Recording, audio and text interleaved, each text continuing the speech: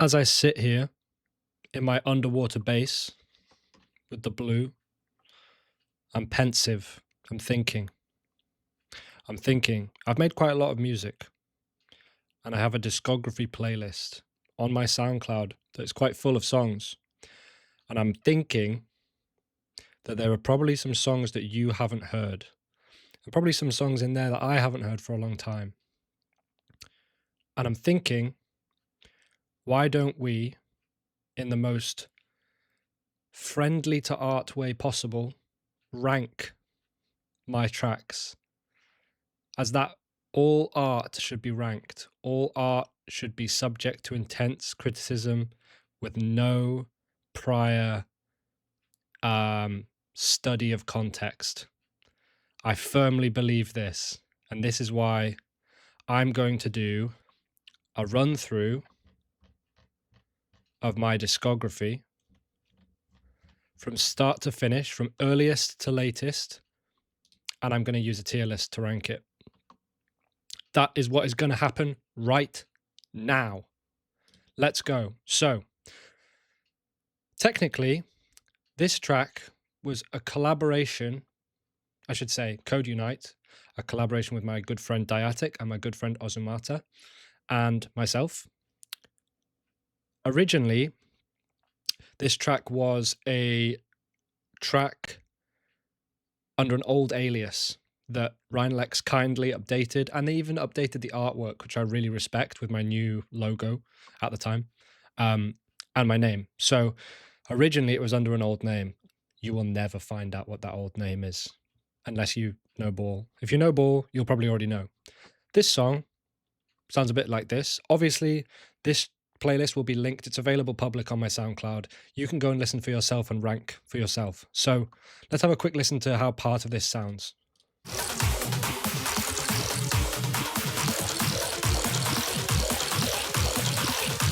Classic Diatic sound design. So good. Love it.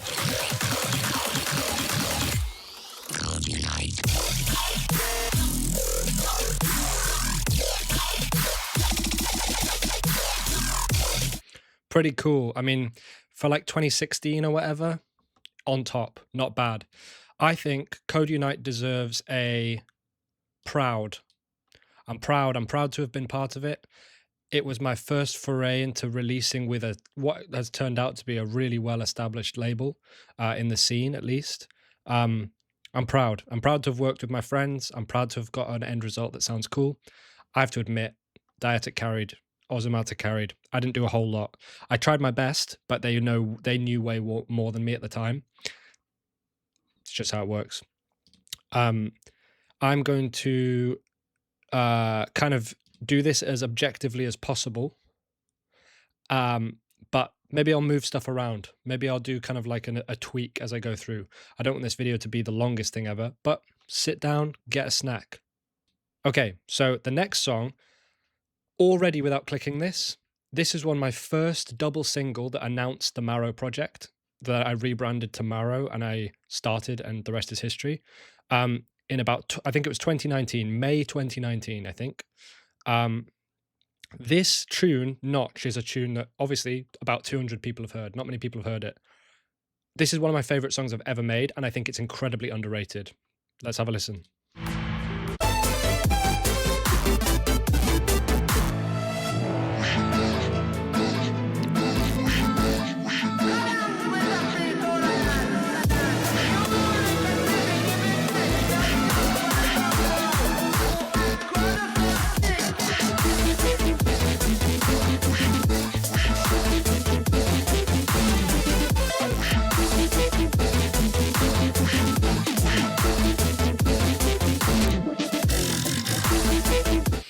I mean, come on, that's pretty nice.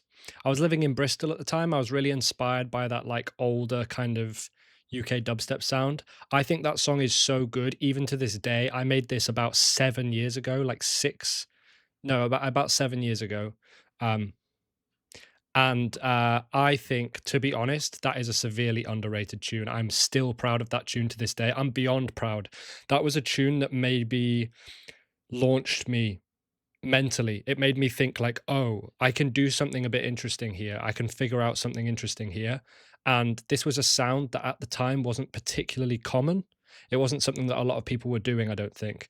Now, in contrast to this, we've got a much more of a meh song.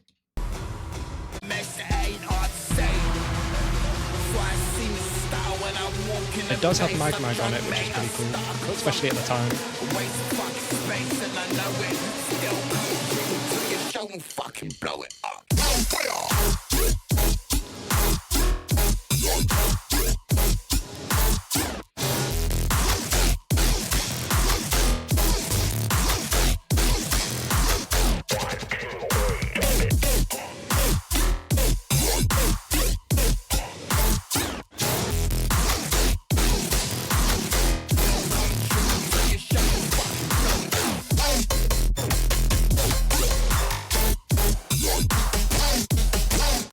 Actually, that's actually pretty cool. Upon listening to that again, I actually kind of fuck with that quite a lot. Um, it's very clearly a Red Axe ripoff. If you know Red Axe, you know Red Axe killed it in like 2019, I guess. I was a big fan of Red Axe. I mean, I would say that I still like Red Axe's music. Definitely, haven't heard anything from them in a while, but I'm keen for it. Red Axe, if you're listening. Um, I think I would put that in Does the Job. For now, Does the Job. Didn't talk about what tiers we have, by the way. We've got severely underrated, which is ones that I think it's criminally underrated. People should have listened to it more. Slash, it represents a change in the way that I even thought about producing music. There's a couple of tracks in here that were super, super seminal for me in terms of like, damn, like I figured some shit out here that is genuinely like mind altering for me. I've got proud tracks that I'm proud of to this day that I would listen and go, yep, I'm happy with that. I think that sounds great. Does the Job is where most of my songs fall, where it's like I hear things that I don't like about it, but for the time with the context, they were good, or they like they I'm happy to have them in my discography. Not up to scratch is also where I'm quite critical of myself, definitely. A lot of the tracks are going to fall in there as well. And then Oh Dear are ones that I'm embarrassed about. And there is off the top of my head like one or two that I'm like, damn, that sucks. But we'll get there. We'll get there.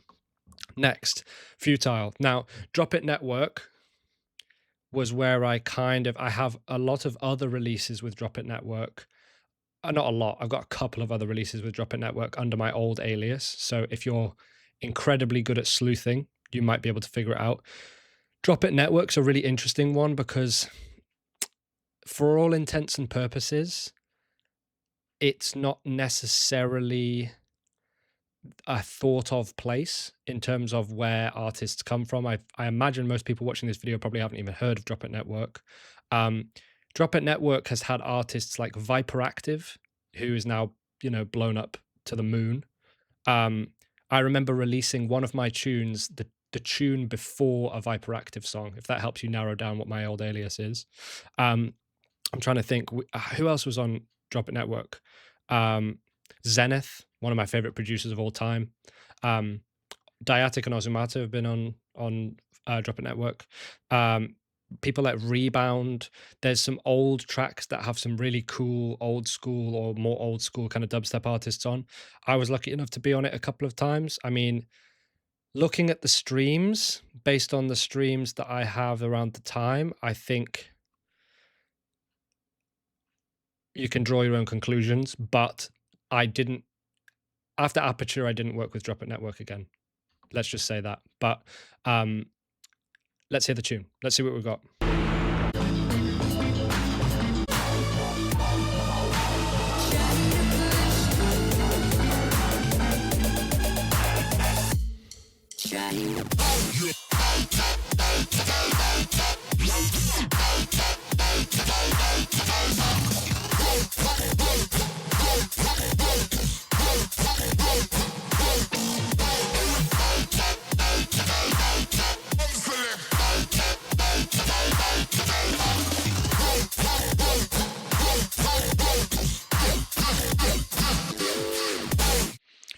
Pretty cool.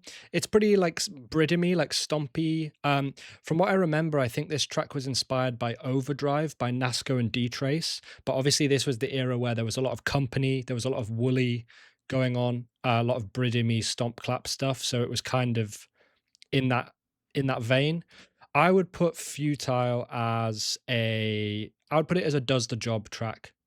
Um, to be honest, I think the mix is fairly solid. It's fine. It's not offensive. Yeah, that'll go in there. So let's move on to the Out of My Head remix that I did again for Diatic. This track, I did a different remix, um, and I worked on it for about a month. And the deadline was 5 days away, and I decided that I hated it. I could not stand it. And I made a new remix, which is this remix, in 4 days, which was the quickest I'd ever made a track in my life. And this was in about 2020, 2019 ish.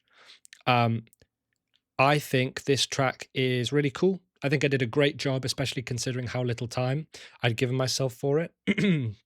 So yeah, I think let's go with it. Let's see what we got. 1, 2, 3, 4. Are you ready?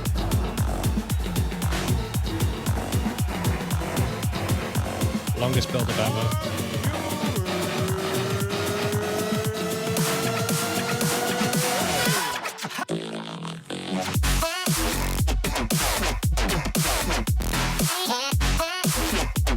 Pretty cool.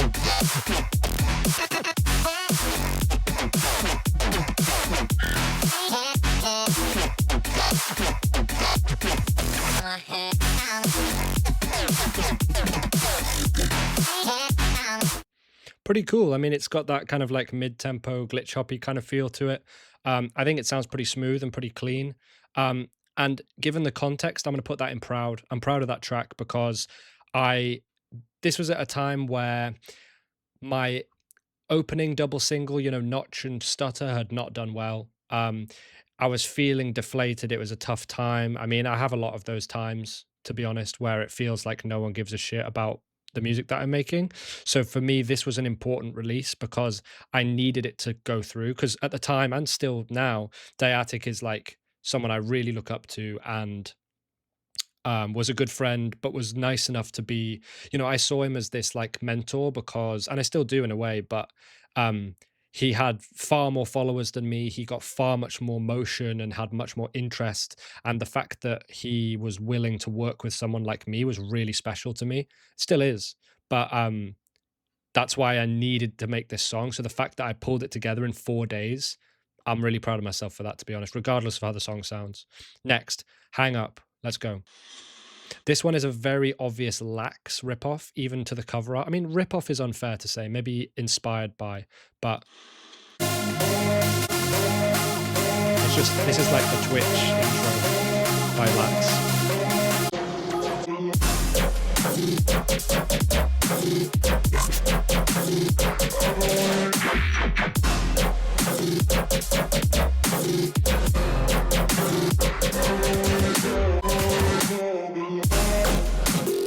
I like this bit.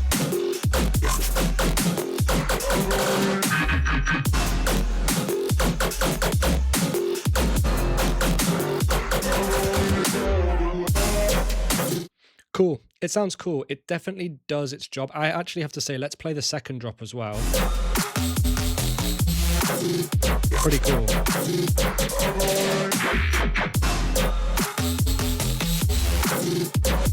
Pretty proud of that. I think that sounds cool. I'm going to put that in. I think that's a does the job. It's not quite interesting enough to be a proud one, but it definitely like is fairly solid. I would listen to that again if it came up on like my shuffle with no problem, to be honest. Yeah, I think that's cool. Okay, so Elixir was a university project. It was the first track that, well, the task for the track was to make everything using a synth. So all of the drums, all of the hats, all of the basses, everything was made using Serum 1, which in many ways was eye-opening because if you don't know, we'll get to it, but there is a period in 2024, the 1st of January 2024, I promised myself that I would not use samples, that I would make all of my elements from scratch. And it's what I have done from then until today. Obviously, because of the timelines of some tracks that I put out before others had entirely been made from scratch, and some had samples in steel, like drum samples and stuff, because of the timeline of the release. But we're kind of at a point now where all of the songs that I'm putting out have been made entirely from scratch. Hats, crashes, stomps, kicks, snares, claps, etc., etc., etc. Everything is from scratch, with the exception of samples that are referential, like a Kill Bill siren or a Lego sound effect or something, and vocal samples. Obviously, those are the two things that are kind of, they add to the quality of the tune by being referential or by um, elevating the kind of the sort of cultural framework that the track fits into, I suppose. Anyway, Elixir, it's just a ditty. It's not really a song. It's not really a tune, but it represents a project done pretty well, I think. It's all made in Serum.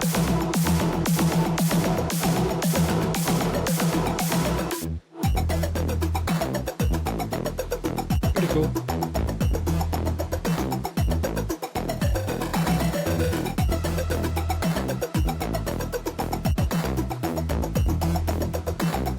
Pretty cool. Pretty little sort of pensive tune. Nothing crazy about it. I'd say proud. I'm proud of that. I made it entirely in Serum.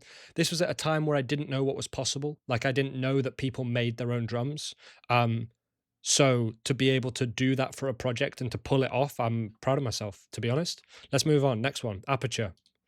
So this one is kind of like just bro step, like pretty classic bro step. I'm trying to think who inspired it. I want to say like um I don't really know who inspired it, but it's pretty classic. It's fine. It's mixed okay. It's kind of just like s- boring, like just flat, but not bad, I wouldn't say. That's everybody. Okay, we'll see you right on the other side of Roger.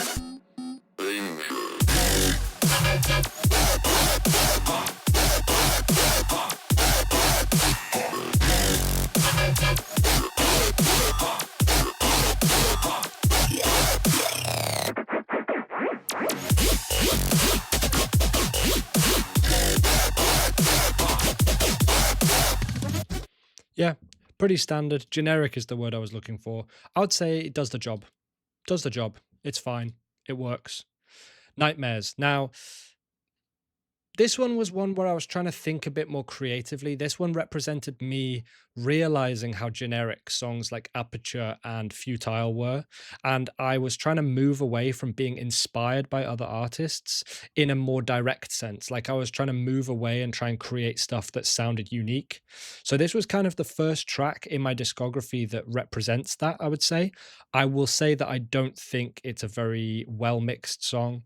And I don't think it's particularly effective, to be honest. I think it's not great, but see for yourself. We do it again.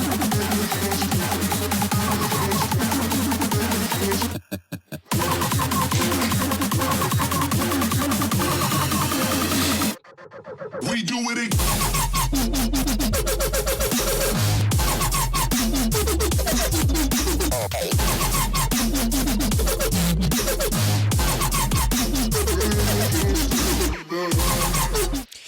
This one's tough because I can appreciate like my thought process, but I think sitting through this song is difficult for me. I find it hard. Harder than any of the ones that we've talked about so far. So I think this is the first one in not up to scratch. I'm not proud of it necessarily, but I just think it's not very listenable. I think it's hard for me to listen back to it. So this one is on the list just because it's in my discography playlist. I'm gonna say this is an oh dear. This is potentially an oh dear. I love Minesweeper. I wish Minesweeper still made music. Minesweeper's I forget what it's called, but the EP Outbreak, I think it's called Outbreak. The one with the Raven on the front cover that's on Firepower or Rotten. I forget which record label it is. That was one of the first experiences I had with dubstep and with that kind of style of dubstep that I attribute to maybe like Zenith and people nowadays.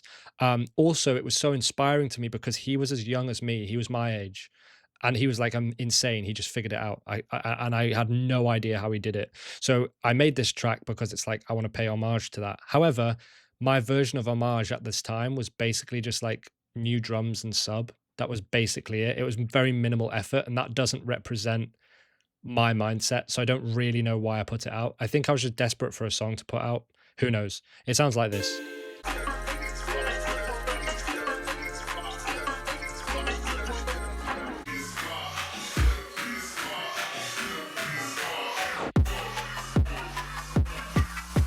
Step in the spot, a whole crew glow.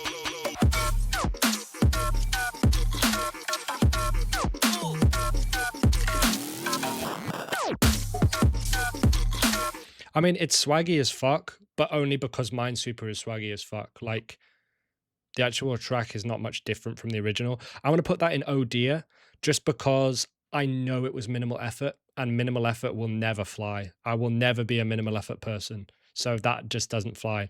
Now, Honor. One of my university projects was to set up a record label, to start a record label, and to try and promote it and introduce artists to it and successfully launch the record label with a song. This was what that song was. So if you don't know, I used to own a record label. I still do.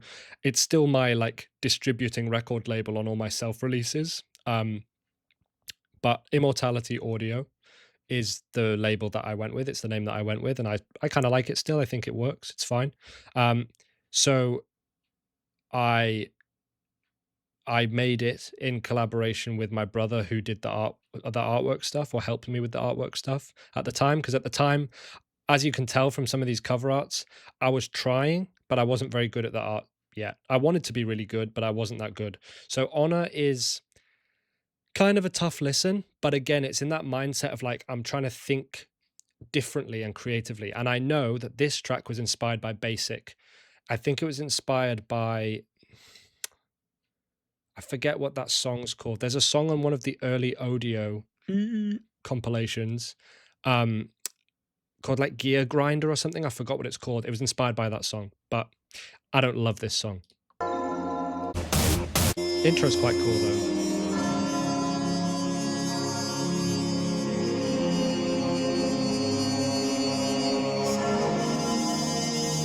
Pretty cool.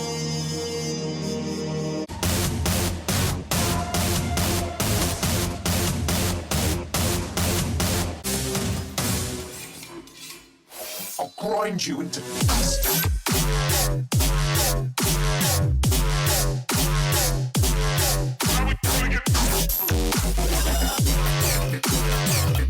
You can probably hear that Basic influence. Also, Dark Souls voice line. Whatever. I would say not up to scratch. I don't think it's bad, but I just think based on what's come before it, I feel like it's a flop. To be honest, I feel like it's not fantastic. Reboot. Now, Reboot is a song. Reboot is interesting because it's one of the first songs that before this, I was kind of averaging like a song a month. I was kind of working on a song for about a month and putting it out generally.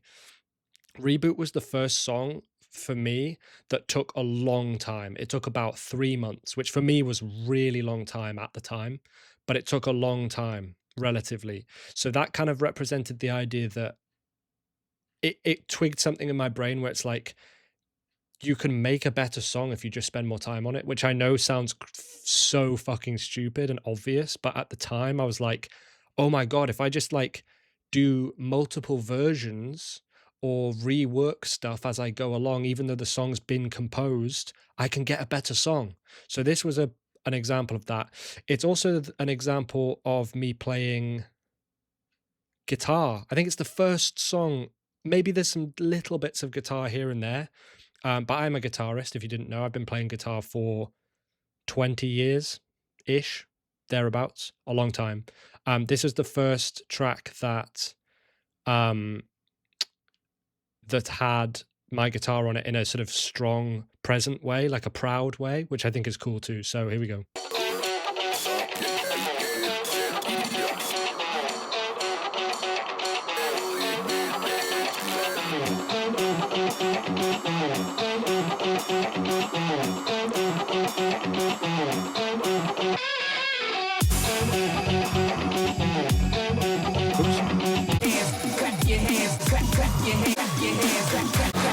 Longest build-up ever.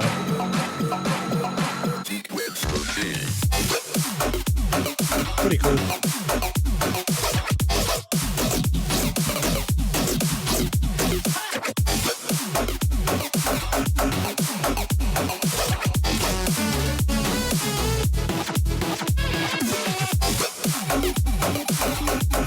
Pretty cool. I mean, it's pretty like not generic, but it's of a certain style. Fun fact about this track, I sat in a room in person with Dave Columbo Jenkins, the guy who does Vision Radio, and used to do UKF blog, and showed him this song before it was finished. You know, like I think I just had the intro and the first drop. He was gassed. He really liked it at the time. I don't know whether he was just saying that to get me to fuck off, but he was gassed. He loved it. So I was like really like, oh shit, if I put effort into this, this could be sick.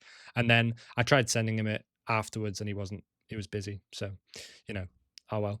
Again, an important lesson there too. But I think Reboot deserves to be in the proud. I don't think it's underrated. I think that it's doesn't really stand up. There's some weird mixing decisions and it's a bit cringe. You know, there's some cringe like vocal stuff and like composition. But I like the cover art. I think the cover art's cool. Again, my brother helped me with that, who is an illustrator. This is a remix that I did for Leo, my friend, Osomata. And yeah, I think I'm just going to play this one. This one, to be honest, doesn't really stand out in my mind. I think I did an okay job, but let's see.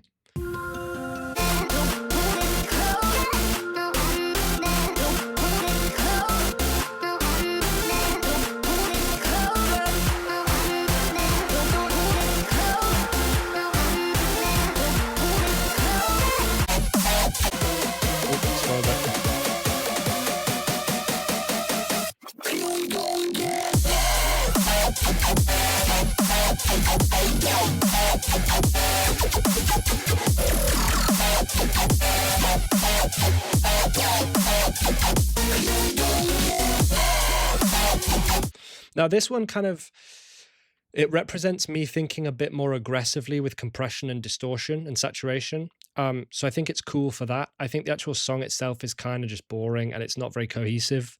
One thing that is interesting is I think that it's very different from the original. So I think I get some bonus points for that. But to be honest, I think Soul is it's kind of just a does the job. I think it's a does the job track. Okay, so next, Talkbox. Talkbox is interesting. It was very inspired by Odd Profit at the time. I mean, still to this day, I think Listen and Check by Odd Profit are maybe two of the best dubstep songs ever made, like in history. Legit, that's my actual for real opinion. Sorry. I think Check by Odd Profit is top 5 dubstep songs ever made. Hands down. I think it's like, it's so clever, so good. And I was really inspired by it. I think that this is a creative sounding song, but I think it's a bit of a flop. I don't love it. I find it quite hard to listen back to it. So.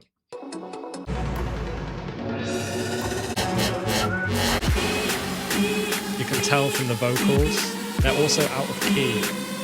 I don't know how.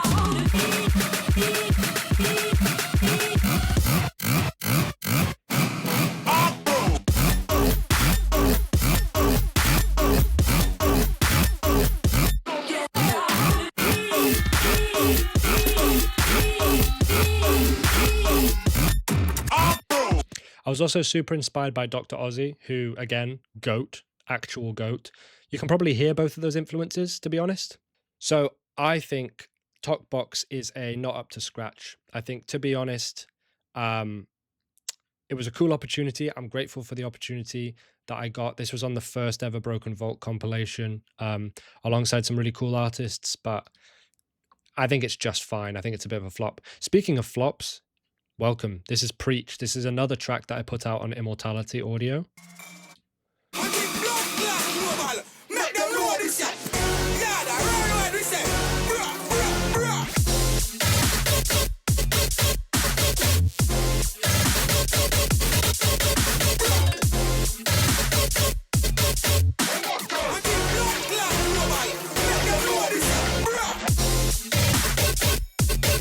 I think the fills and stuff in this are quite cool, but this is just a massive like splice vocal raid, and that sucks. That makes me cringe. So I think that's an oh dear.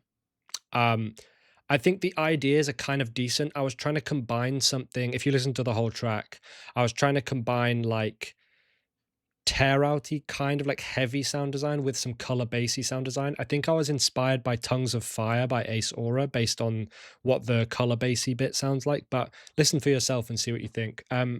Splitter. Now, Splitter again, I was just having a bad run. I think Splitter doesn't hold up. I think the mix is very weird. I was trying to be creative and the mix down just suffered so much for it, I think, but here we go.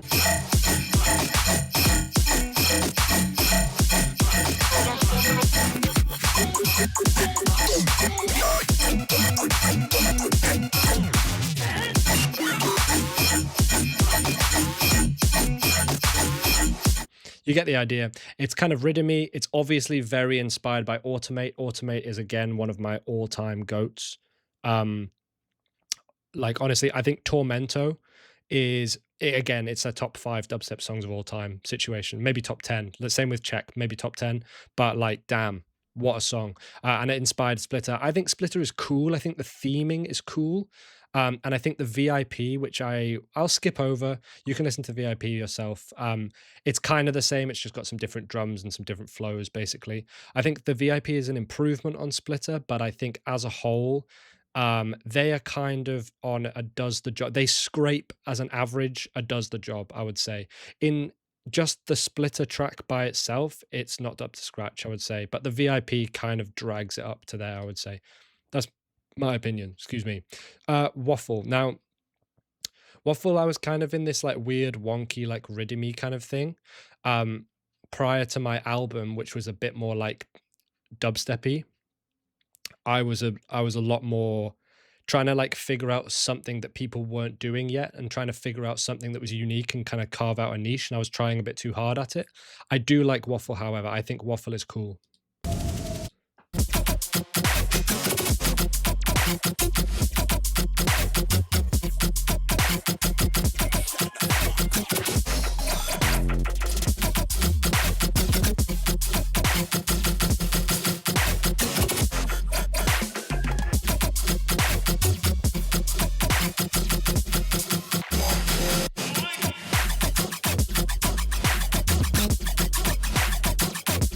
It's just kind of clean and kind of simple. It's very flowy. I like it. I would say Waffle is a high does the job, potentially a proud. I think I'll put it in proud for now. It might shift later. Okay, now we're on to my album. So this was my final project for my degree, or it was part of my final project for my degree. It's called Synthetic Fallacy, which is actually, I think, very underrated, clever name. It's like Pathetic Fallacy, where the weather matches your mood. It's like Synthetic Fallacy. I just thought it was a clever play on words. I don't know. Basically, the theme of this is, it was split into three track EPs. The first theme is life. The second theme is death. The third theme is rebirth. So the first tracks are kind of lively. They're kind of fun. They're energetic. The second tracks are a bit more pensive and they're a bit more kind of plodding. And the third track, so like very high energy, very distorted, very lots of saturation and stuff. I'm not going to listen to all of these. I'm going to pick my favorite from these three, of which I do have a favorite. And I'm going to put the album as a whole on the tier list, and I'm also going to put the individual EPs on the tier list. So my pick from these three, I mean, I'll play a little bit of Eterna Beam, but Lifeline is my pick with my friend Huntian, who is someone that I lived with. I'm still friends with to this day, very good friends with. We went on holiday together last year. He's very underrated. He's very talented. He doesn't put much music out, but he's very talented. I lived with him during the time that I was creating this EP and album. But yeah, I think let's just play a bit of Lifeline. I'm a big fan of Lifeline. Oops.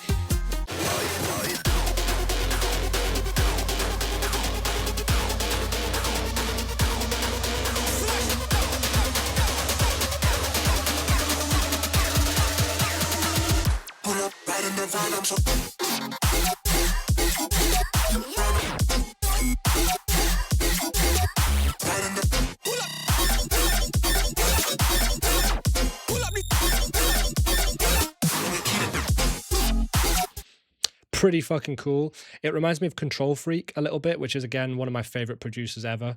Um, I had a lot of fun with these tracks because these were a real eye-opening experience. They were a lot more of like, what can I do if I want to combine good composition or decent composition, high energy, and the best mix downs I can possibly do at the time.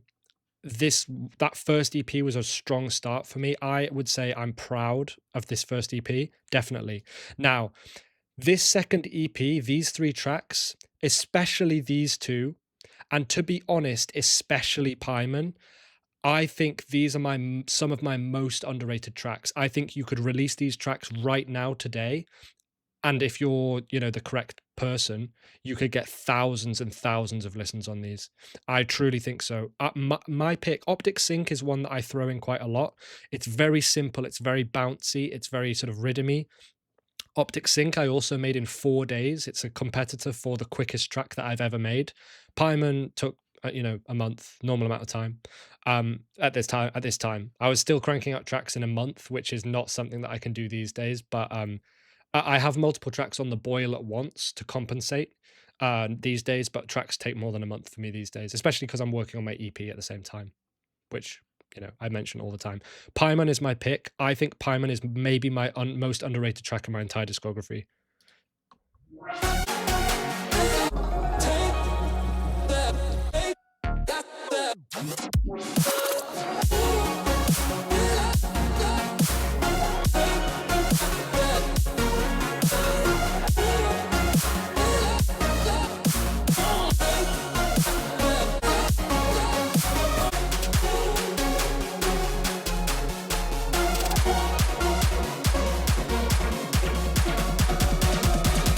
You'd rather be paralyzed or dead.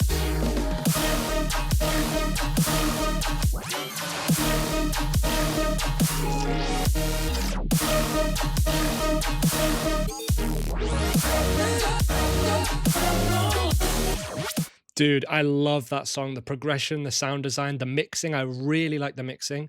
I genuinely feel that if AU5 dropped this, it would go down well. And that, like, maybe that's being big headed. I truly feel this is that good of a song. It's that good, I think. I love that track. I think it fits this EP so well. I'm so proud of that track. Honestly, that's like severely underrated in my opinion. And as a result, I'll put the whole EP. In this set of three, these are the weaker ones, I would say. These just do the job. I think Burnout, obviously there's a lot of like splice vocal spam in these because it was just the time, it was like 2021. It was just the time for it, I guess. I'm going to say Burnout is my pick, to be honest, although Wanna Cry did the best. And Diatic was a big fan of Wanna Cry at the time, which I thought was really nice. But let's do Burnout.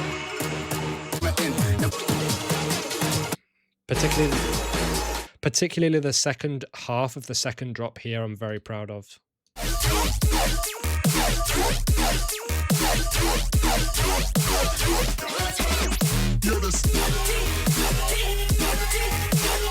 This bit here.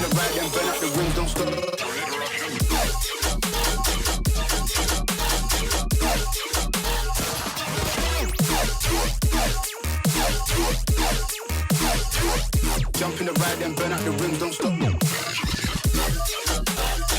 Oh. Love that one. That one is not enough to claw the rest of the EP out of. Does the job.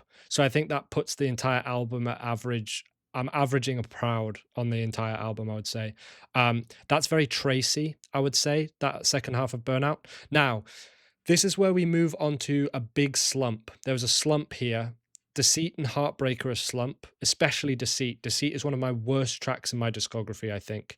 Heartbreak, I am proud of, though. And it did well. At the time, I mean, it's got 3.5K, which at the time, for me, was like unheard of. I mean, these days, it's also unheard of because the stats on SoundCloud have just shit the bed. But Heartbreak was for a remix competition in Diatic's Discord server. I think I came second, so I was really proud of that at the time. The person who beat me was Vide, who is an awesome producer.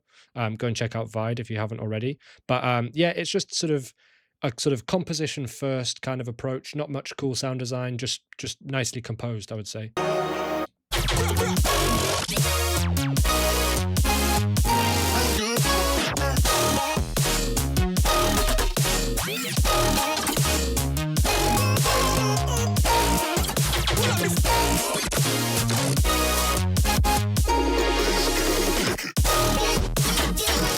This was kind of, I was kind of in my like melodic dubstep bag here a little bit. I'm proud of this song.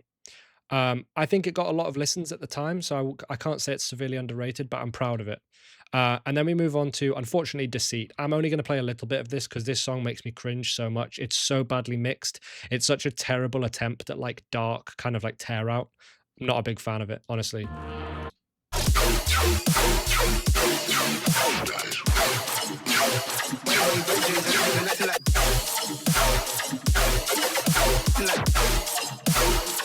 Just no swag, swagless. I'm gonna say oh dear on that one. The vocals make me cringe. It's very self-aggrandizing. But we go from Deceit into Helios, which I again think is, I mean, I think it's botted. I don't want to shit on Dreamin' because I'm a fan of the owner. He's a nice guy. I don't really see how. I mean, maybe I'm wrong. Maybe I'm being very coy, but I failed to see how I could have commanded 11K listeners at the time where I was getting, 1K, 3K max, like I failed to see how I could have attained that without botting. Although, to be fair, there were people releasing on this. There were some French kind of powerhouses releasing on this label just before me. So maybe the numbers got driven up. Helios got put in a Dirty Phonics SoundCloud playlist and I hit 10,000 monthly listeners on Spotify. So to be fair, maybe it did get this many listens. That's the only time I've hit 10,000 monthly listeners on Spotify, but holy shit, that was an insane, like to see that was fucking insane. But I'm proud of Helios. I think Helios is really cool and it's really nicely mixed, I think. Affirms the code which describes the properties and motion of a star. Flashed in many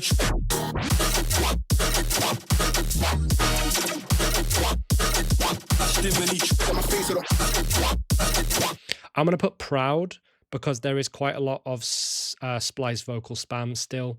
I still hadn't grown out of that. But I will eventually. As we move through the projects, I will eventually. Distant, in my opinion, I don't know if this is a real a true claim. From what I know, I'm a very active listener to the scene. I pay attention to what comes out. I think, and maybe I'm wrong, maybe someone can correct me. I think this was one of the first, if not the first, example of color drum and bass. So me and Leo were pretty hyped about this. We kind of thought, what if, let's try this, let's see if it worked. And it ended up working really well. And I'm very proud of this track. And that was a definite like game changer in terms of the way that I could think about producing music. It was a creative combination of ideas, which I'm really proud of. I might be wrong, but as far as I'm aware, before this track, I had never heard another like color bass, but drum and bass track. I'm really proud of this track.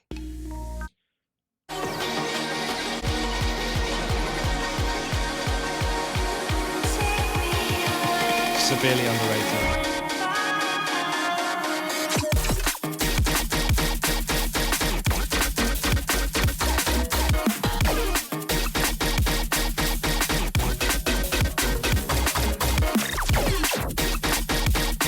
And I think the mixdown stands up as well, which is my favorite part. It's not super colory, but it was composed using those color-based resonator techniques. So that's why I kind of put it in that category. Maybe I'm wrong. I would be interested to hear if there was a song that sounds similar to that or is in that vein of thinking that came before. I'd be interested to hear it, but I've never heard it, so I don't know. Bounce 64. This was a real uptick for me because I'd been in a slump with Deceit. Helios was really great and was going great. Distant and Bounce 64 came out the week after each other, I remember, and that was the most excited I'd been about music in a long time. Like, I was hyped. So Distant on Rhinelex, which I was like, holy fuck. Like, Distant is the first track I'd had on Rhinelex after submitting many times, mind you, since Code Unite. So I was super fucking hyped. And then Bounce 64 was my full Flex Audio debut, so I was just so fucking hyped. Bounce 64, however, unfortunately, is mixed badly. It's pretty creative, but it's mixed badly. So I think it's kind of in a does the job category, but let's see. Bounce 64.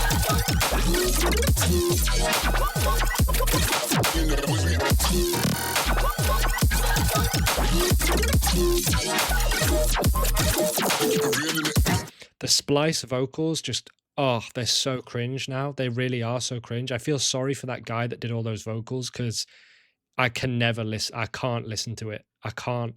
But I'd say that does the job.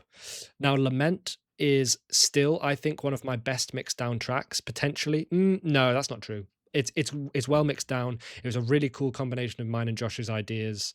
I think it was a really interesting collaboration because I don't think anyone would have expected this to work. But I'm really proud that I did it, and I'm really happy that we made it. And I am proud of it. I don't think it's game changing, but I'm proud of it, I would say. Let's find a good bit. I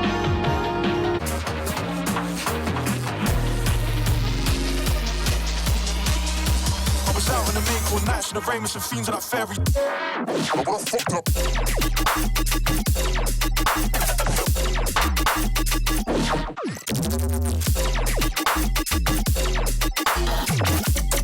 Into that ferry dust. But I fucked up.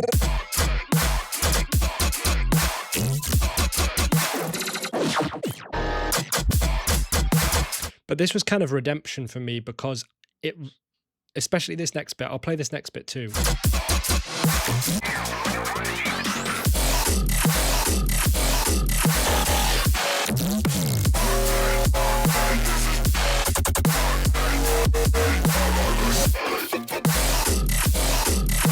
This was kind of a redemption for me after Deceit. So I am proud of this one for sure. It went from the gutter of like, I don't really know how to make heavy sounding music to like, oh yeah, I do. I figured it out. I think it sounds great. Now, Verdigris is just basic, generic bro step. To be honest, I had to rush the song out because I didn't have much time. It was for a master's degree deadline where I had to make an audio-visual project. I spent so much time figuring out the visual system that I hadn't figured out the song very much. So this was quite a quick one, but it came together really nicely, I think, and I'm still proud of it, I would say.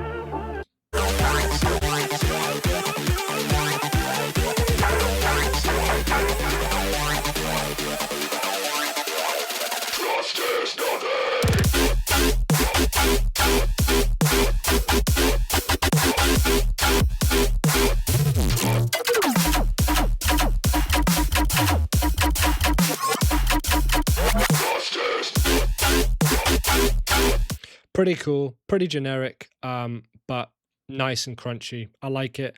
I would say proud. I would say I'm proud of that one. And then we've got kind of a thing that I made in a weekend. It's kind of like a cheeky little like dancey edit of a song from the Bayonetta 2 soundtrack. I'll try and play it. It might be a copyright situation, but I'll try and play it. I don't feel any particular type of way about it. I think it's pretty cool. Cool idea, I guess. You won't know what hit you when I found you in my dust and bang bang down down again. It's my desire going for the win. You won't know what hit you when I found you in my dust and bang bang down down again. Because it was kind of interesting. It's not really my style, I would say, but I think I did a good job, and I think it's mixed nicely. So I'm gonna go does the job on that one, to be honest. And then this is just an instrumental version, so I'm not gonna bother. Now, Skulk Affection, interesting. This was the first actual mega collab that I'd ever been a part of. We formed Skulk for this. This was the first Skulk track ever. The rest is history. Skulk will return. Watch this space, but yeah, really proud of this song. My input was minimal on Affection, I have to admit, because there were a lot of big names shouting, and I, just wanted the song to go well. There were people like Resurge and I Feature who were killing it, and I didn't really want to tread on any toes. So my input is minimal, but I am really proud. I worked on the first drop with Resurge and Sadami.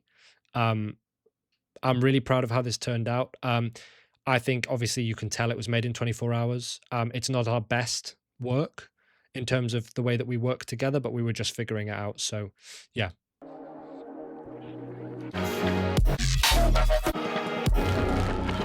Spoiled it. I think it sounds great. I'm proud of this one. I would say. My stomach's run down. Sorry. Sounds great.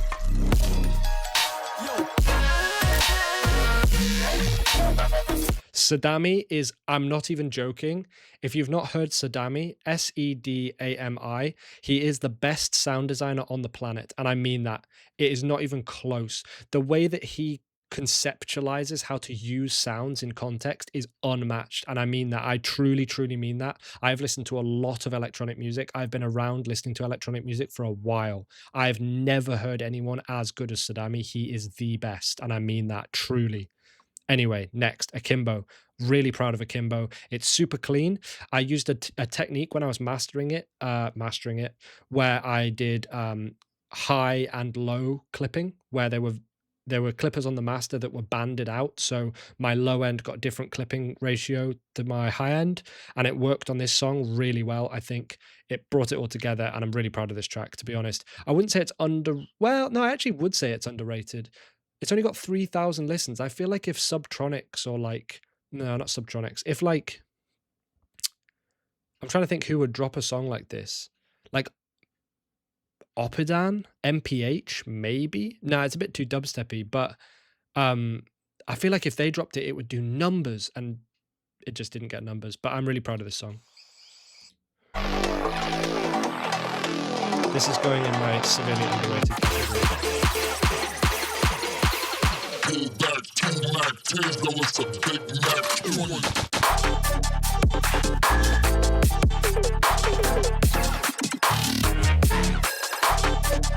That is so tasty.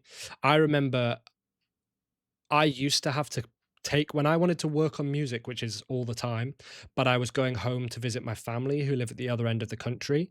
I would have to I bought a suitcase specifically so that I could put my desktop PC in my suitcase, take a 5-hour, or at the time 5-hour train journey home, unpack it, set it all up, plug it in with the only monitor that we had at our house, which was an old TV, which had the most mouse latency you've ever seen. You've never seen worse mouse latency. And I brute forced this entire track in one, I think it was a stretch between like October and December, potentially, because I didn't have a house, I didn't have a flat or anything. I was living at home. I brute forced this shit, and it's one of my best songs that I've ever made. Never give up. That's the message. Never give up. That is a firmly underrated. More people should hear that track. That's got a great story. It's got great memories associated with it, and I love that track. Next, second Sculpt track. This came out in December, I believe, of I want to say 2023, maybe 2022. This one I had a lot more input in, particularly on the guitar. And I like this song. I'm proud of it. I would say it, I would maybe put it in Does the Job, to be honest. Let's find my bit.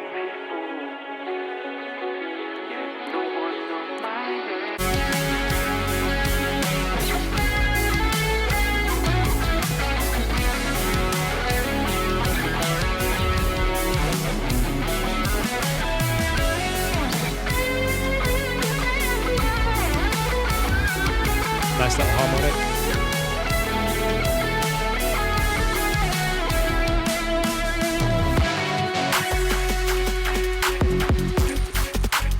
That was all my section. I mean, I helped with the rest of it too, but I would say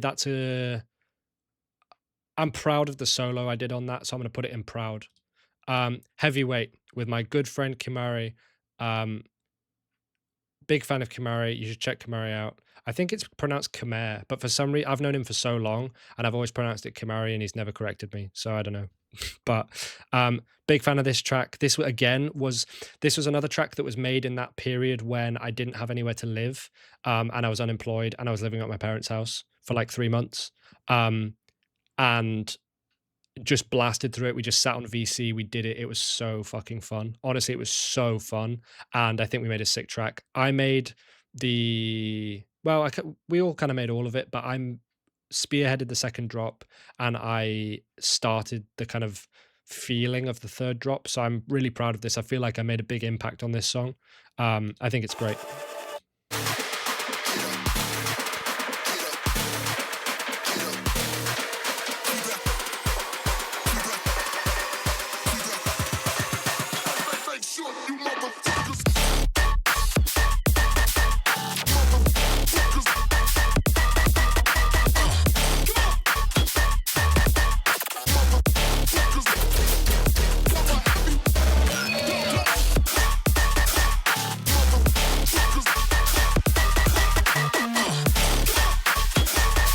so sick. I really like that one, man.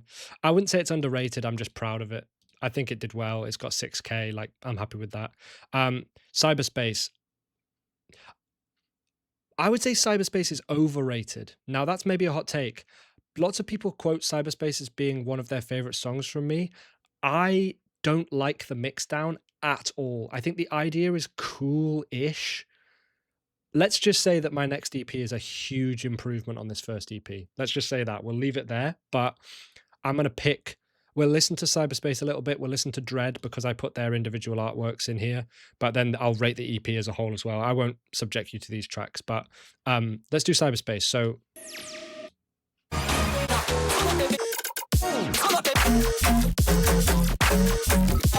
it's fine.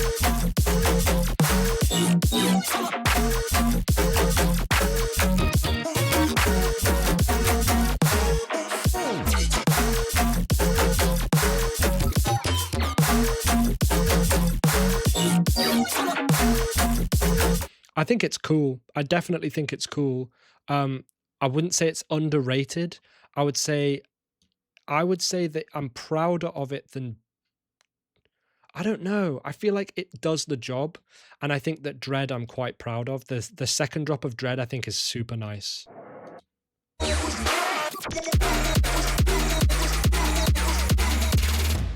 you think your Wu-Tang sword can defeat me? Come on.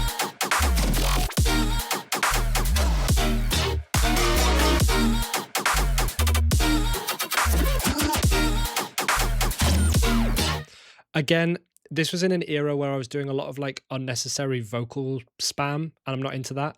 But I would say that I'm proud of this one for sure.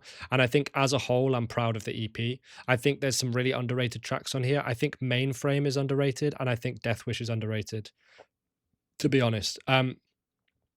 This is a remix I did for Sadami, because I'm a big fan of Sadami, with my friend Hecate, Kiana.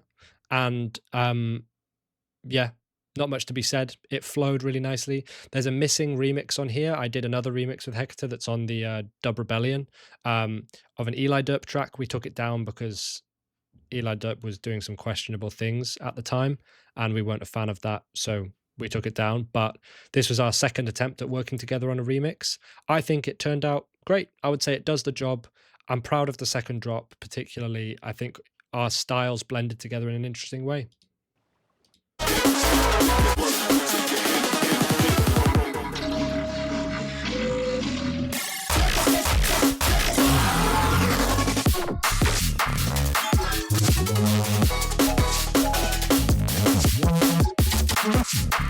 Pretty cool.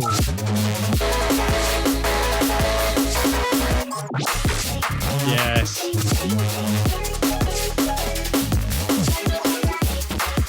Pretty interesting. I have to say, I would say does the job, but I think there's some real flashes of brilliance in there. Moving on to another drum and bass track with my friend Josh, another Josh, Rama, good friend of mine, made friends on the master's course. This EP was my final project for my master's, got a distinction, so all good, worked out. But yeah, this was on Silkenwood. It was called Silver Sword. It was the Rama debut. He rebranded before this slightly. And it was like the Rama debut, and I was happy to work with him on it. I think it's a good song. I think it's just catchy. It's nice. I would say does the job, to be honest.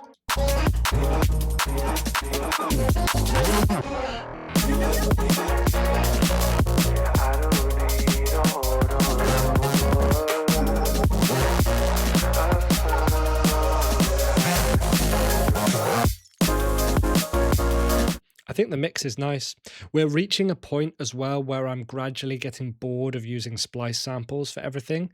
And I'll point out the track where things changed, where you can start hearing drums that I made. I mean, to be fair, I did make the snare for the Depth remix, I remember. But we're reaching a point where I'm starting to believe more in myself and my sound design abilities, but we're not there yet.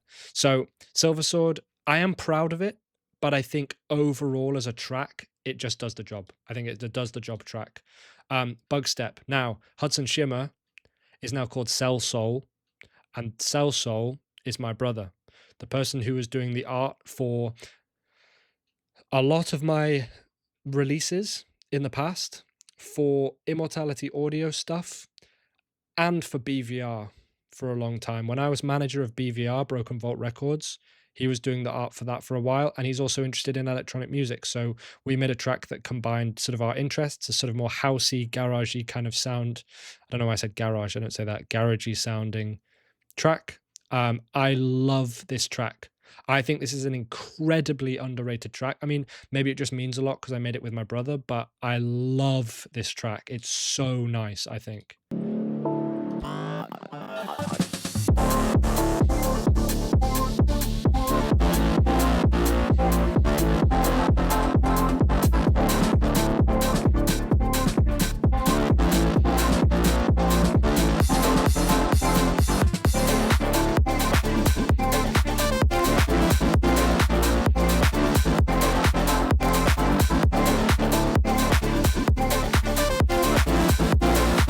Love it. Absolutely love it. Speaking of tracks I love, I don't think that this is particularly underrated. I think this is just a track that I'm proud of.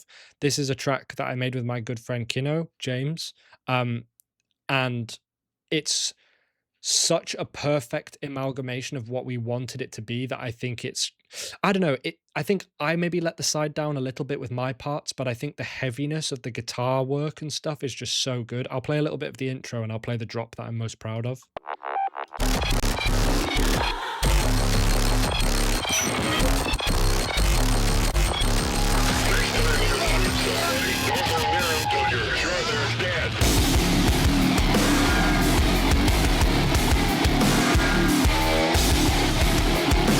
Sounds great. I mean, I'm sure you can guess who the inspiration was. The legendary Mick Gordon was obviously the inspiration, but I'm really proud with how I did the mix down. I'm really proud with how those guitars turned out, to be honest. I think that intro section sounds fantastic, if I do say so myself. I would put Division in proud for sure. Carbine again with Damner, really amazing producer, very consistent, super solid, really interesting tracks, really culturally tapped in terms of early like UK kind of dubstep, like early origins of dubstep. Really big fan. I think Carbine is great. I was kind of on a roll here, I would say. There's a lot of good tracks here, in my opinion. I think Carbine is another, I think it does the job, but it's close to proud for sure. Like, obviously I'm proud of it, but in terms of this tier list, I think it doesn't quite match up with some of the ones that I'm proud of, but not, this is just my personal opinion. I do obviously feel very proud of this song, and I'm very proud that I could work with Damner. He's amazing. But in terms of this tier list, I'm trying to think, like, I think it's more of a does the job. Like, when I listen to this, I'm not blown away by my contribution. I feel it's just okay. But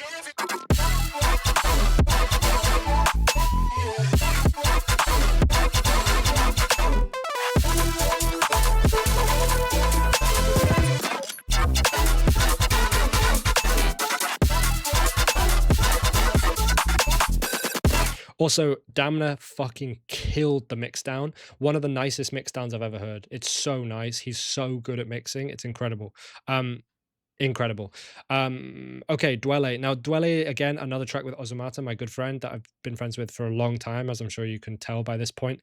I think this track is, I'm proud of this. Well, no, I think it's a does the job track, but there is a highlight moment that I want to point out. I think the second drop is one of the coolest entries to a second drop that I've ever created. Check this out.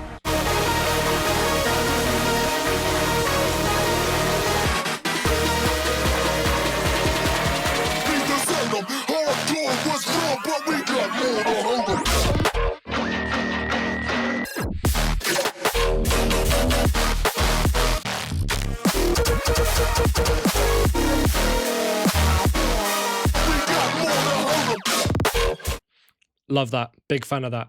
Now, the Zone In mix is in here. This is a mixtape, so I think I have the cover art. You can go and listen to it if you want. It's basically a collection of my IDs. But I would say, looking at this list, most of my proud IDs are in that mix.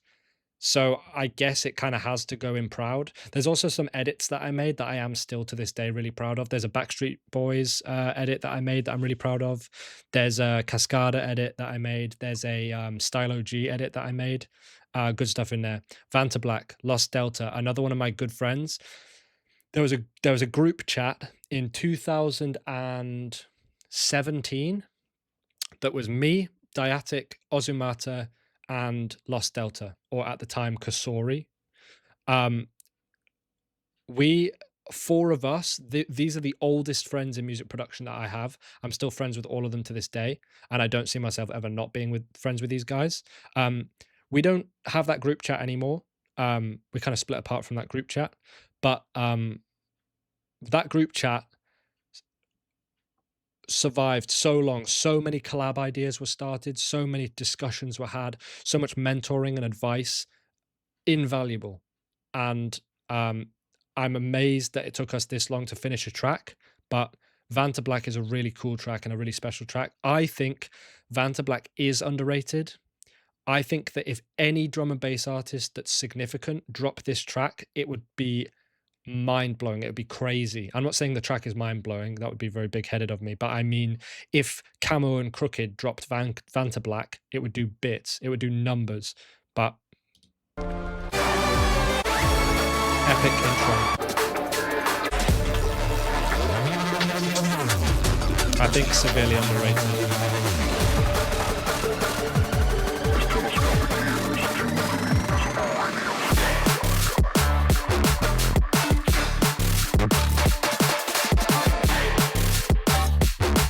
And I'm proud to say I made the first drop. I am so proud of how it fits together in such a satisfying way. I love it. Speaking of legends, X Stretch, the GOAT. We made this for Better Together, which is where you had 2 weeks to make a track, I think. Killed it, man. Killed it. X Stretch killed it. This is one of my favorite like heavy tracks that I've made. I'm really proud of the second drop.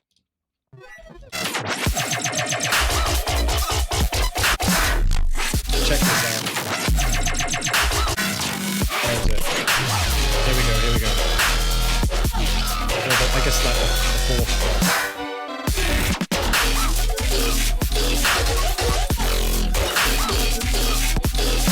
Oh.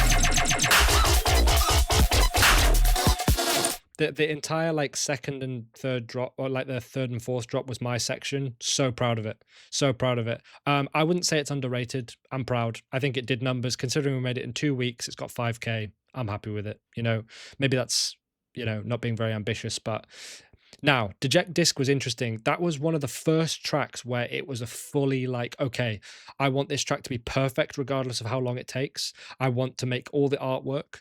This is one of the first examples of me presenting my kind of visual, apart from, you know, my EP and some singles, self-release stuff here and there. This was one of my first examples of putting my digital artwork front and center and being incredibly proud of it. We worked on this track. This is maybe, at this point, this was maybe the longest I'd worked on a track. So do you remember how before I was saying like 3 months for Reboot, long time? Deject Disc was genuinely an ID for like a year, which is a long time. Nowadays, unfortunately, that's nothing. I've been working on all the tracks on my EP that I'm currently working on for 2 years and counting. So they're going to be some of the longest, the IDs that I've worked on the longest, but I think Deject Disc is a really great track, and I'm a big fan of It Lives, and I think it turned out great.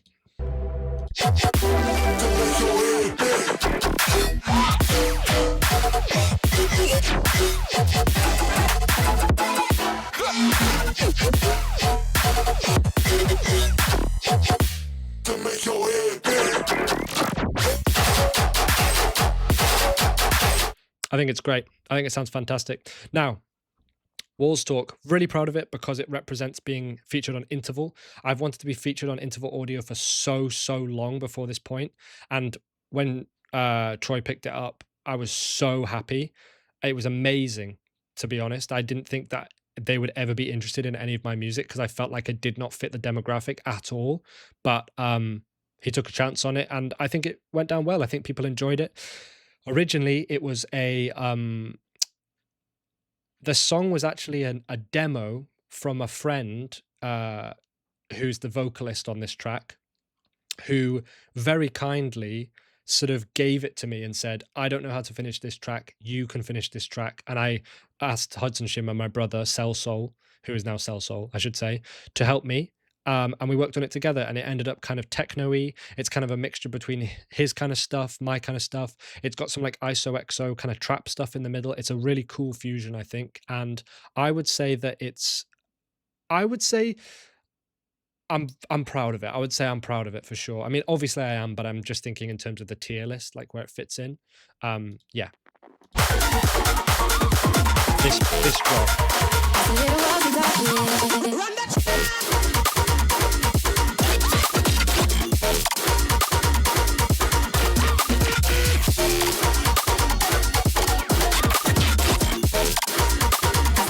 So cool.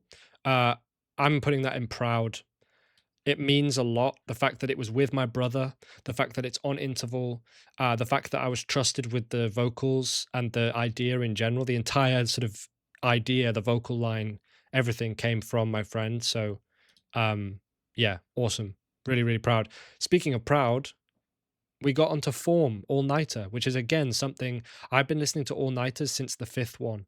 The one I remember vividly, there's a track with a Sharks track, there's a Noir, and there's a Zenith track, I think. I listened to that so much while I was playing video games. And then we made it onto the ninth one. Amazing. Took 4 years, but Skulk made it on. We submitted every time we did an all-nighter. We submitted it, didn't get on. We only tried twice, I think, but we got on the third time. I think third year. Yeah, I think it was the third time that we got on. I'm really proud of my contribution. I think I, again, made a large contribution to this track, and I'm really proud of that.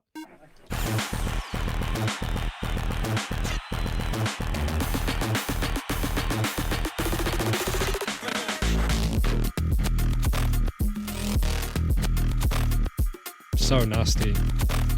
I mean, Sadami. It's literally like, how the fuck do you actually think like, oh, this is the idea that I'm going with and this is just going to work perfectly? It's absolutely like, I find Sadami's production so mind-blowing, genuinely.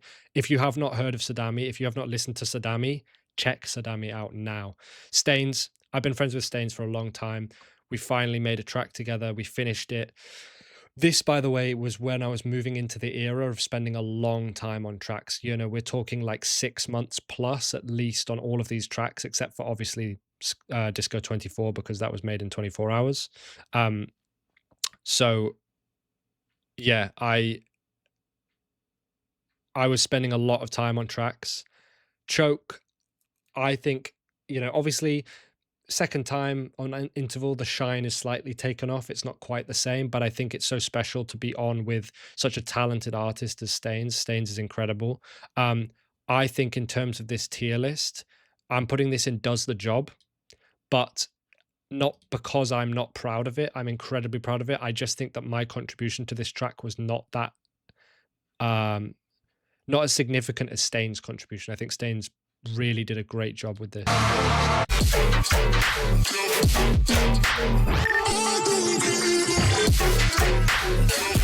mean,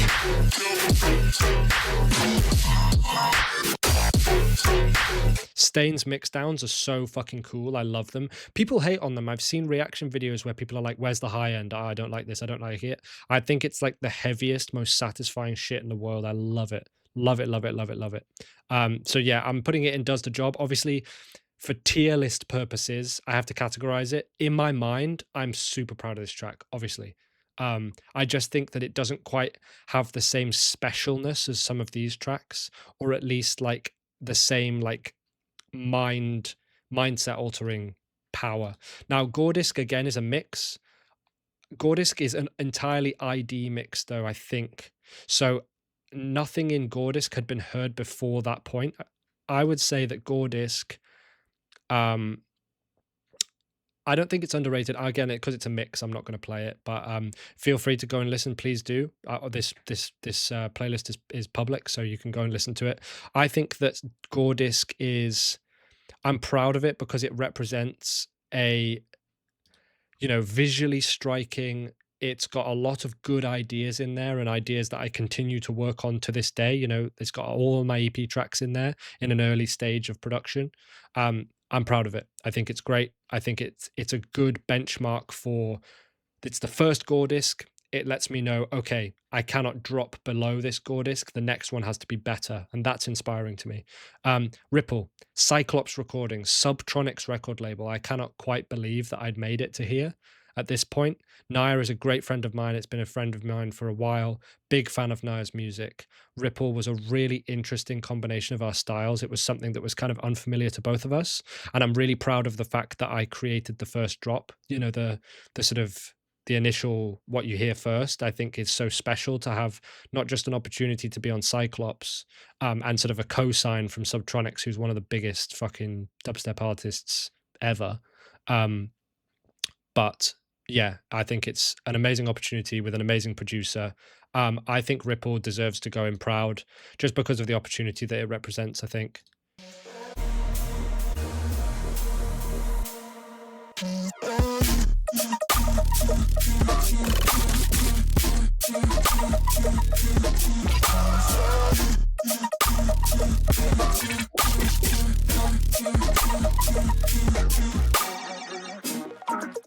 Yeah, really nice, very pretty sounding song. I'm a big fan of it. Now we move on to Bone Stock. Bone Stock Cell Soul remix. Obviously, that was created by my brother, Cell Soul. I kind of also sorry if you hear like weird sounds coming from me. My stomach is rumbling. I don't really know why. I can't comment on this obviously because I didn't make it, but I'm going to say that it goes in proud because I'm proud of my brother for stepping up. And I asked him to do this because I thought it would be cool to have a remix on the album. And I know that his style is incredibly different from mine. Or not the album, the single. His style is incredibly different from mine. And he accepted the challenge of taking Bone Stock, which is just a purely like rhythmy thing, which is not necessarily something he really is into or listens to very much. And he transformed it into this really magical, kind of mystical sounding remix that I'm a really big fan of. In fact, to be honest, I'm going to put it in severely underrated. The fact that it has less than 500 listens, I find to be criminal, to be honest, now that I'm thinking about it. It's such a great slow burn. It's a really long track. I think it's like 5.5 minutes long. It's so cleverly put together, and I'm a big fan, and I'm really proud of him for being able to do this. It's such a big challenge. I mean, imagine going to someone like Herbie Hancock. I'm not comparing with him with Herbie Hancock, but I'm just saying as an example, pitching my dubstep track to someone like Muddy Waters or flipping Mariah Carey and saying, hey, do a remix, do a new version of this. Like, where do you even start? Do you know what I mean? So yeah, I'll play a little bit of my favorite part of this.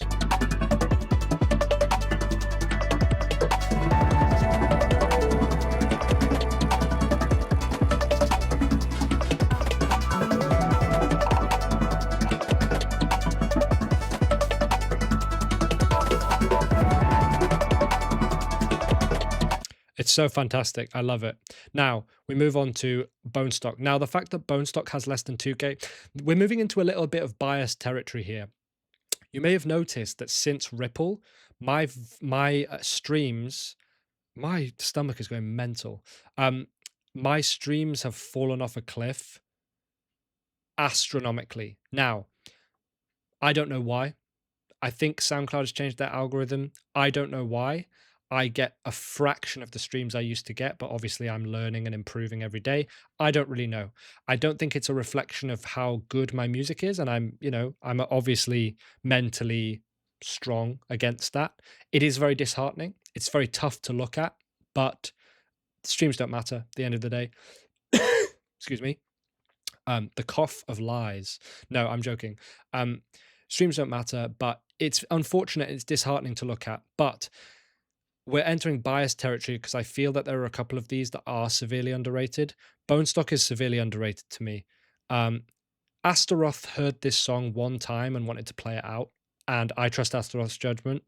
I know Astaroth well enough-ish. I don't know him well enough to say like he's my mate and he would play anything that I sent him. He liked this song so much after one listen that he wanted to play it in his set. I think that means something. And I think that the fact that it sits under 2,000 listens It's sad. It's a shame. I put a lot of work into this. I mean, it's almost hard to describe. We're at a point where I'm spending a lot of fucking time on these tracks. And I love it. You know, I would not change it because it means that the quality just gets higher and higher and higher, and that's what I want. Let's just play the track though. You can be the judge for yourself. I'm really proud of this song.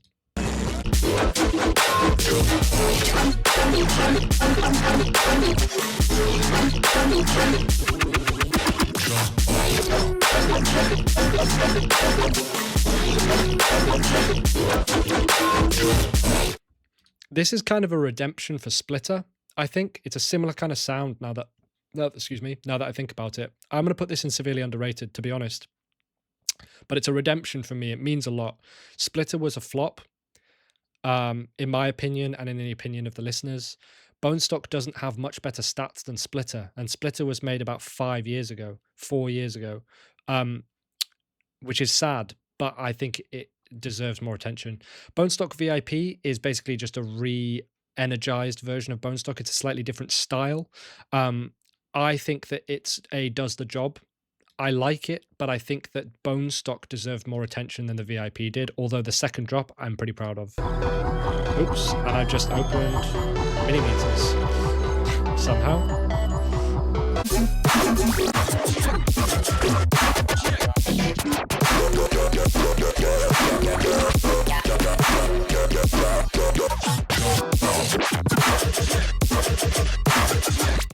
Cold. I think that's cold, to be honest. Okay, we're entering the final straight here. Unreasonable Rack demo is in my discography just to catch people's eye. If you want an infinitely randomizing rhythm patcher generator for FL Studio, go and get it on my Patreon. I guess it's to remind me to plug it, but I'm not going to listen to that and rate that. It's just a demo track. Now, Shadowbox, I was honored to be selected for the Prestige Collection by FFA, which represents what they believe to be some of the more significant artists who have released on the label, which, you know, I don't know if that's fair of me to say, but I think that was kind of the gist, is that I'm someone who's released a lot with FFA, so I'm happy to claim a spot there, and I'm really proud to do it alongside Violent Irony. Again, this was a track that went through a lot of versions, spent a lot of time on it, and I think it turned out great. I think the third drop is really cool. I think it's definitely a proud. I think the third drop is magic, though, to be honest.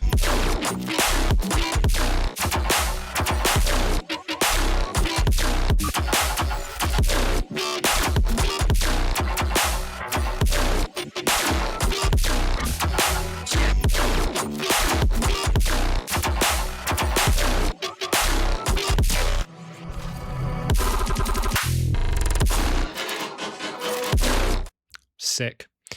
Again, speaking of, Mags, great friend of mine, fellow Skulk member. This was on our debut Skulk EP, which was a mammoth task. I took the lead on it. I took the lead on the art. I did all the art. I did the promo. I did everything. I organized everyone. Obviously, you know, my stomach is going mental, amongst other people. But I took the lead on it, and it was so much work. It was so much work, and I'm so proud of this final result. This at the time I really wasn't proud of, because I'd listened to it so much and I'd tweaked it and done this and done that. I now can listen back to it and go, damn, I did a great job, I think. I mean, we both did, obviously. But I was the person who mixed it down, so I feel like there was pressure on me to get it right, and I think I did a pretty good job. I would say that this is I'm proud of this track.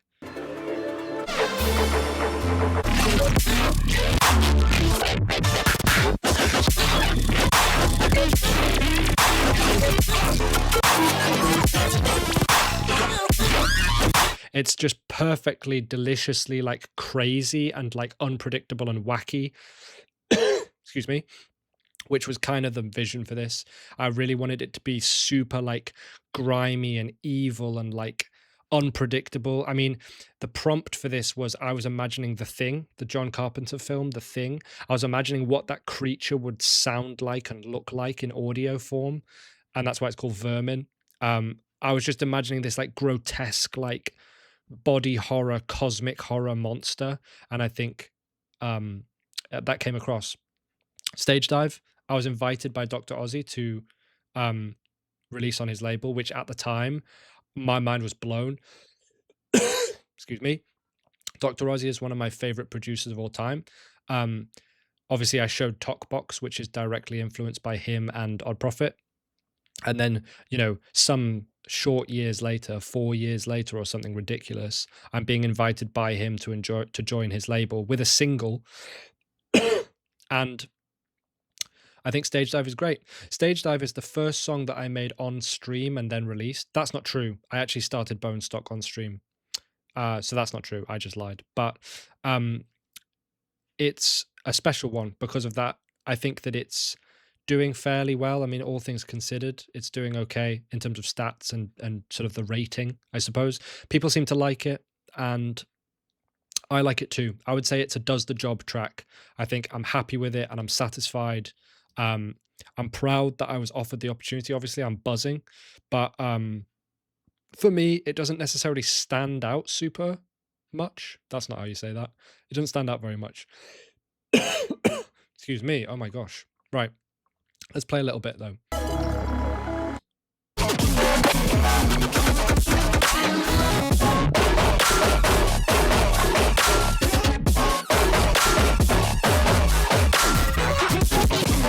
Actually, just listening to this is going up to Proud. And you know why?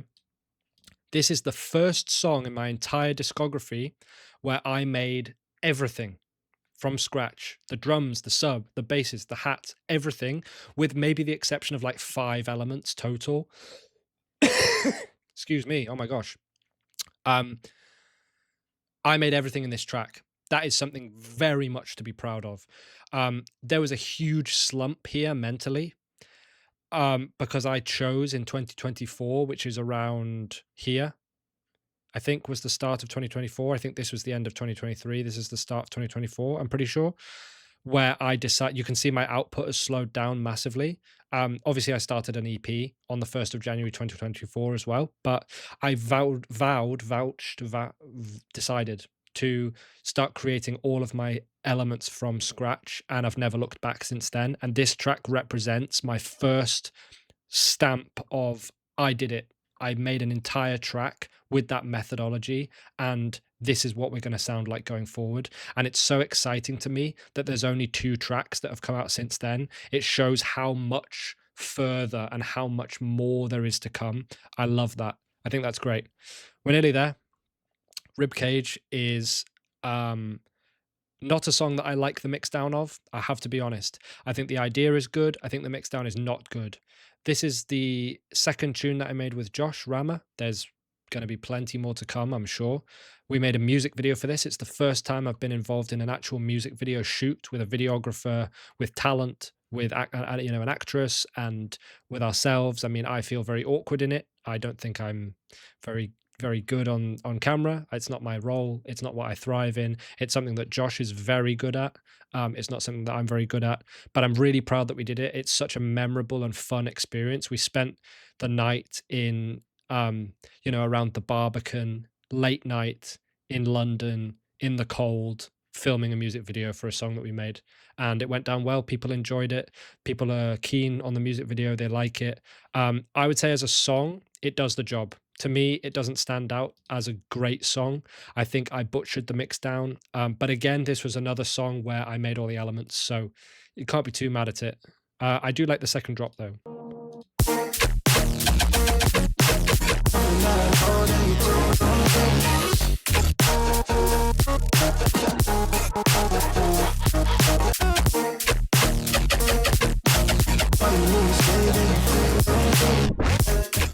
Nice.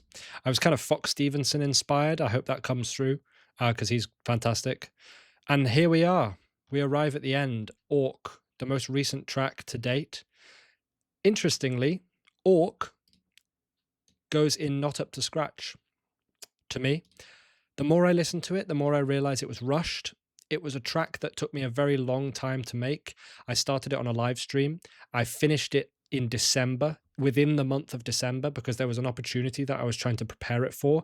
I had to take it from a sort of 20% finished track to an 100% finished track in a month. So it represents a return to form in terms of going back to that kind of month constraint, and I feel confident that I can do that again, which is really exciting. So post EP, I'm feeling like there's going to be some singles and they're going to get blasted out in a sort of more concentrated, time sensitive method and time sensitive way. I, as a result of that, stupidly didn't do a mix down on these monitors, which are very good for figuring out whether the transients hit hard or not. This entire track pretty much was mixed down on these.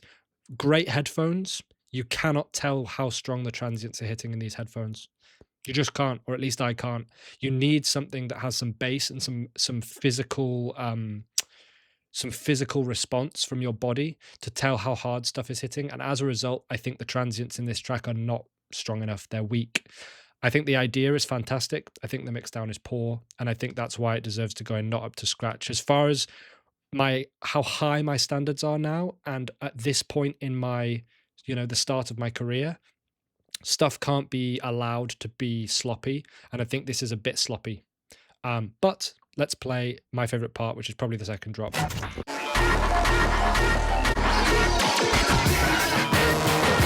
check that out.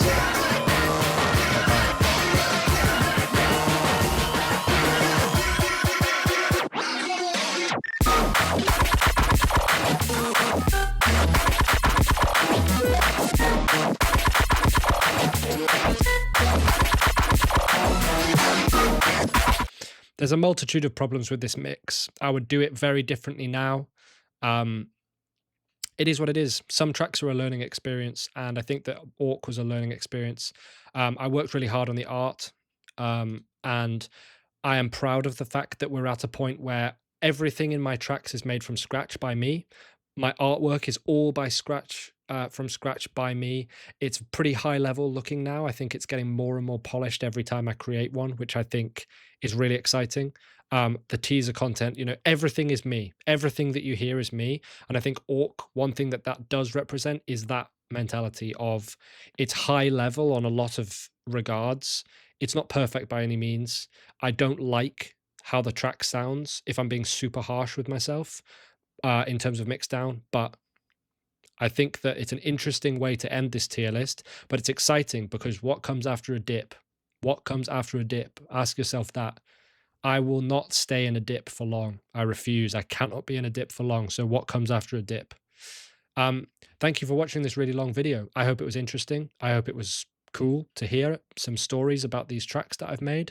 I'll do another one of these when there's another significant amount of tracks added to my discography. Maybe in another 5 years, I'll do another one of these. We'll see. This is my final tier list. I'm going to take a screenshot of this and post it in my Discord to, generate some discussion. If you want to join my Discord, you can click my link tree, which I'll put in the description. I almost said bio, but the description. I have some new music coming out very soon also, so keep your eyes peeled. Join my Discord if you like. Join my Patreon if you like. It's free. I post live stream clips there. I post exclusive content there. There are benefits to being a Discord member, even a free one. You get to hear music early. You get to hear unreleased music. There's a lot of stuff that you get the advantage of if you join free. If you join as a paid member, there are exclusive benefits. There are listed benefits. It's up to you. But thank you for watching this. I'm now going to try and edit this down into something manageable. It's going to be a long video, definitely, but there's definitely some coughing and stuff that could be cut out. That's it for now. Thank you very much, guys, for watching, and hope you enjoyed this. I'm going to go and feed myself because I don't know what my stomach is doing, but for the last 30 minutes, it's been freaking out. So I'm going to go and do that. All right. Bye, guys. Thanks for watching.